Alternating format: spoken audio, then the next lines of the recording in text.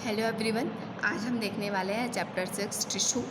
Tissue क्या होता है, वर्क कैसे करता है, तो यहाँ पर हम विथ एग्जाम्पल के यहाँ पर समझेंगे। क्लास में भी हमने ये टॉपिक देखा था कि टिश्यू क्या होता है।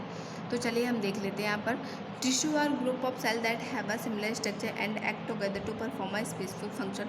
जो टिश्यू रहते हैं वो ग्रुप ऑफ सेल्स के बने होते हैं, और इसमें जो सेल्स रहती है वो कैसी सेल्स रहती है, उनका स्ट्रक्चर है वो बिल्कुल सेम होना चाहिए।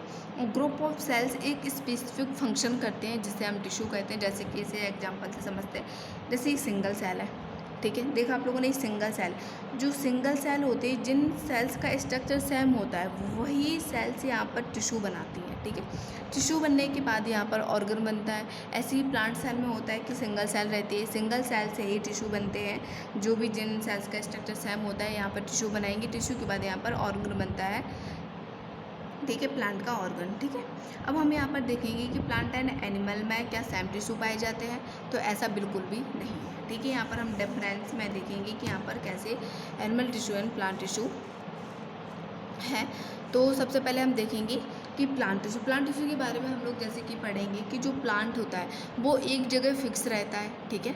एक जगह फिक्स रहता है, वो मूव नहीं करता है, एक जगह से दूसरी जगह मूव नहीं करता है, इसलिए इसे एनर्जी की ज़रूरत नहीं पड़ती है। जो प्लांट है वो ग्रोथ कहाँ पे करता है, तो प्लांट टिप पे, मतलब जो उसकी ब्रांच स्टेम वगैरह में ग्रोथ करता है, रूट में ग्रोथ करता है ये।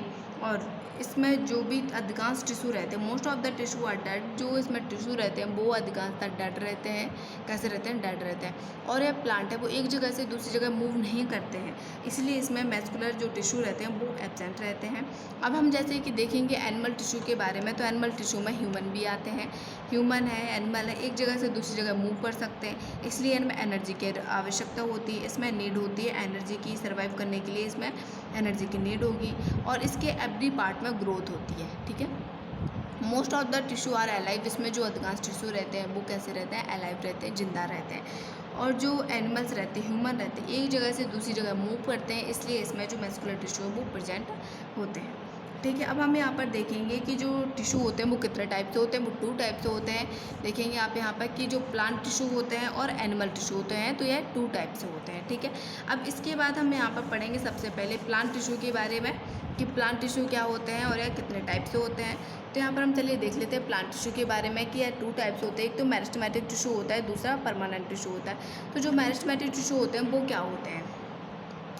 जो मेरिस्टेमेटिक टिश्यू रहते हैं वो लिविंग टिश्यू रहते हैं, मतलब जिंदा टिश्यू रहते हैं, जो कि कैपेबल होते हैं डिवीजन के लिए और न्यू सेल्स का फॉर्मेशन भी करते हैं। और यह प्रेजेंट कहाँ पे रहते हैं? जैसे कि आपने डायग्राम देख रहे होंगे, जैसे कि रूट की टिप होती है, रूट की टिप पर ये प्रेजेंट होंगे या फिर ब्रांच में ये प्रेजेंट होते हैं, ठीक है। एग्जाम्पल भी इसके जो है रूट एंड ग्रोइंग ब्रांच, यहाँ पर ये मेरिस्टेमेटिक टिश्यू प्रेजेंट होते हैं, ठीक है।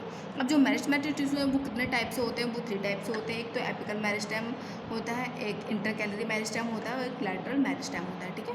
अब इसे हम एक एग्जांपल के थ्रू समझेंगे। जैसे कि हम लोगों ने इसे क्लास में समझा था, एक डायग्राम बनाया था। तो यहाँ पर मैंने पहले से बनाया हुआ है, नोट्स में आप देख सकते हैं कि ये डायग्राम है, ठीक है। तो ये क्या होगा, आप यहाँ पे नोट्स देख लेना, मैं यहाँ पे आपको PDF भी प्रोवाइड करा दूँगी, ओके। तो यहाँ पर आप देखेंगे ये डायग्राम है, ठीक है। मैंने यहाँ पे छोटा सा बनाया हुआ है, क्लास में आपको पूरा डिटेल में समझाया था, तो आपको यहाँ पर भी आपको समझ में आ जाएगा। जैसे कि ये बनाया हुआ है डायग्राम, ठीक है। तो ये जो टिप रहती है, ठीक है, टिप पर क्या पाया जाता है? एपिकल मेरिस्टेम पाया जाता है, क्योंकि जो एपिकल मेरिस्टेम है स्टेम एंड रूट की ग्रोथ करता है, ठीक है। और इसके बाद जी ये आप देखें जो खंड खंड से बने होते हैं, इसे हम कहते हैं नोड। नोड से क्या निकलती है? लीफ। लेकिन जो इसके बीच वाला भाग होता है उसे क्या बोलते हैं हम? इंटरकोड। क्या बोलेंगे? इंटरकोड, ठीक है। और जो एपिकल मेरिस्टेम है वो प्लांट की प्राइमरी ग्रोथ में इन्वॉल्व होते हैं, ठीक है। तो हम यहाँ पर देखेंगे कि जो भी प्लांट की जो प्राइमरी ग्रोथ होती है, जैसे कि प्लांट्स की टिप में, और इसकी जो रूट में ग्रोथ होती है वो एपिकल मेरिस्टेम के थ्रू होती है।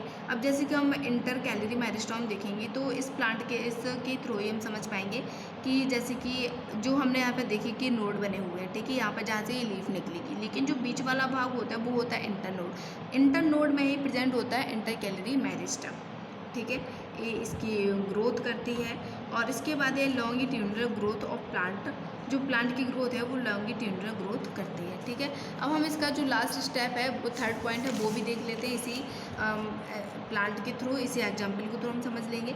जो आप यहाँ पर देख सकते हैं पतले पतले लाइनें आपको दिख रही होंगी। ठीक है, तो ये क्या होती हैं, ये लेटरल मेरिस्टेम होता है। ठीक है, तो लेटरल मेरिस्टेम होता है, इसे जो इसमें जो लेटरल मेरिस्टेम प्रेजेंट होती हैं वो ग्रोथ करती है, मतलब वैस्कुलर जो टिश्यू रहता है उसकी ग्रोथ करते हैं। इसे हम ट्रांसफ़र टिश्यू भी कहते हैं, क्योंकि ये प्लांट में जैसे वाटर को समझ लें कि एक जगह से दूसरी जगह ट्रांसफ़र करते हैं, या फिर वाटर के अलावा भी जैसे फूड वगैरह हो गया उसका भी तो ट्रांसफ़र करते हैं।